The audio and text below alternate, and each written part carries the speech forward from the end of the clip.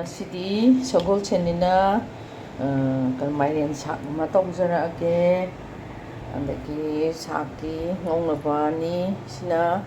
ꯑꯗꯒꯤ ꯑꯩꯈꯣꯏꯒꯤ ꯀꯩꯅꯣꯁꯤ Meiren ꯃꯀꯨꯒ Meiren ꯃꯔꯨꯒꯁꯦ ꯁꯤ ꯀꯩꯅꯣ ꯇꯧꯖꯔꯛꯑꯒꯦ ꯑꯩꯈꯣꯏꯒꯤ ꯇꯥꯎꯕꯣꯏ ꯉꯧꯕꯣꯏ ꯇꯧꯕꯤꯗꯨꯃ ꯇꯧꯔꯒꯦ ꯑꯗꯨꯒ ꯁꯤꯅ ꯏꯔꯣꯝꯕ ꯃꯆꯥ ꯑꯃ ꯇꯧꯔꯒꯦ ꯏꯔꯣꯝꯕꯁꯦ ꯑꯇꯩ ꯅꯠꯇꯦ ꯑꯩꯅꯅꯦ ꯈꯥꯃꯦꯟꯗꯣ ꯑꯗꯨꯒ ꯑꯂꯨ ꯑꯉꯥꯡꯕꯒ tolaga irong mo masama togjarage di amana ngale ay thongjarage ay thaw haijarage kano se dehegre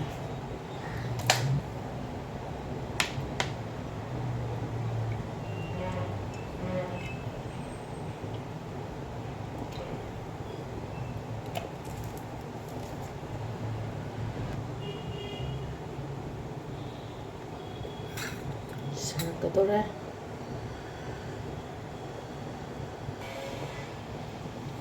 ay kanu maroi se irombagi maroi talokja hoge morok te phut khare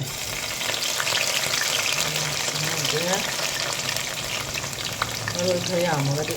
kanu tore irombagi ni ko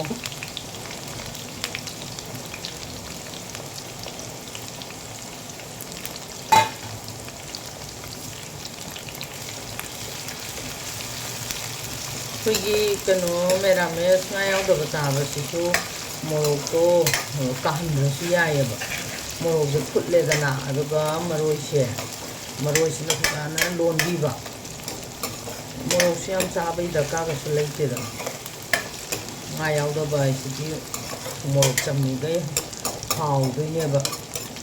nga yaudabda thun yakpusu hawte morok chabasu yade look at that.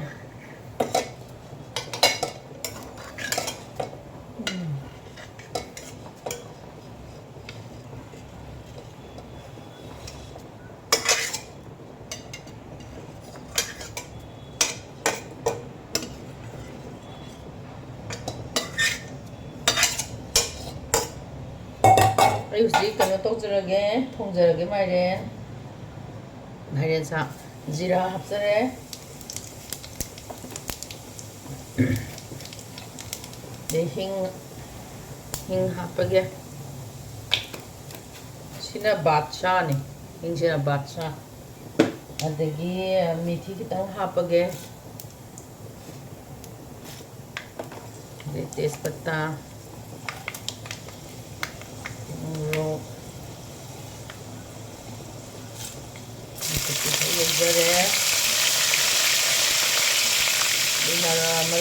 mara suba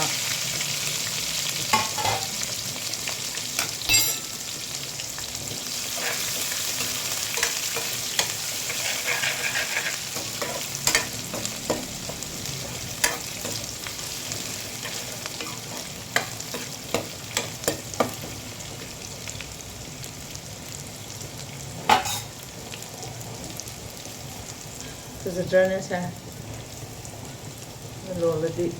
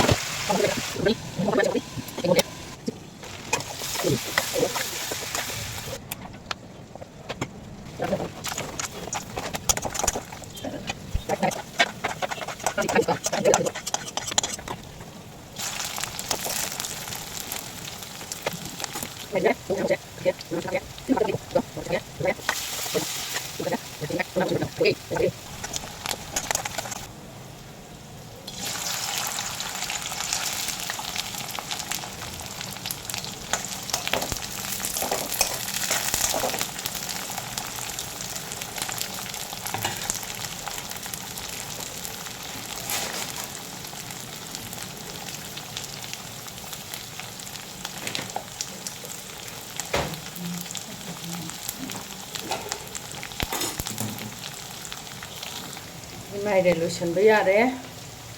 adu aina morokse thakige murang du sutang thakke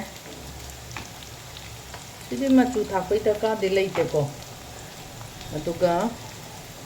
morok pase thage loiba yare loirene ko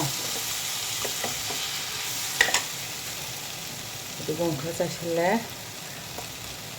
loire ai singdi ngasai maroi marang punna suminagrabnina bako yare loire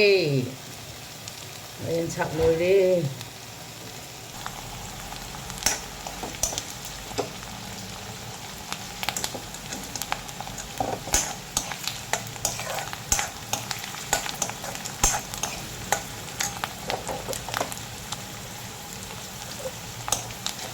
si yang ne kanna tawsalo kalleba hauteba tang lap laun ko ko lawa ma hazatra gopal je akhoi dra gopal se adu gulab se khoi de he kachari ne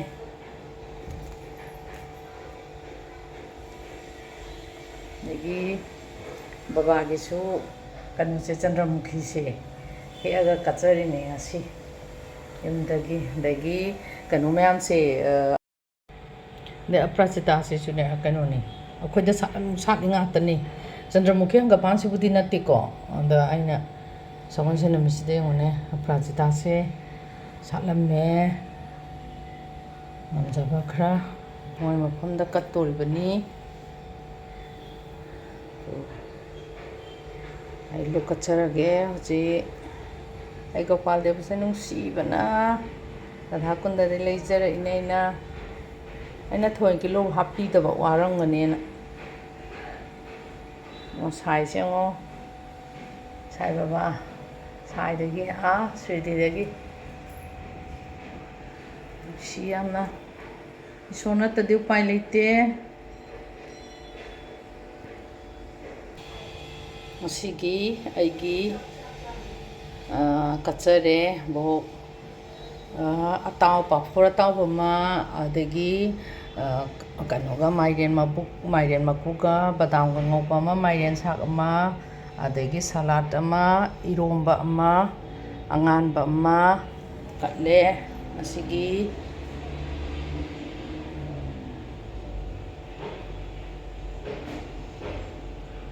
siyamna thosan biyo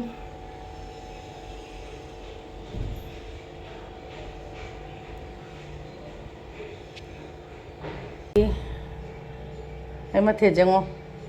isada khallaga tawam danate khudak da thulak panga tani ida sali ne katle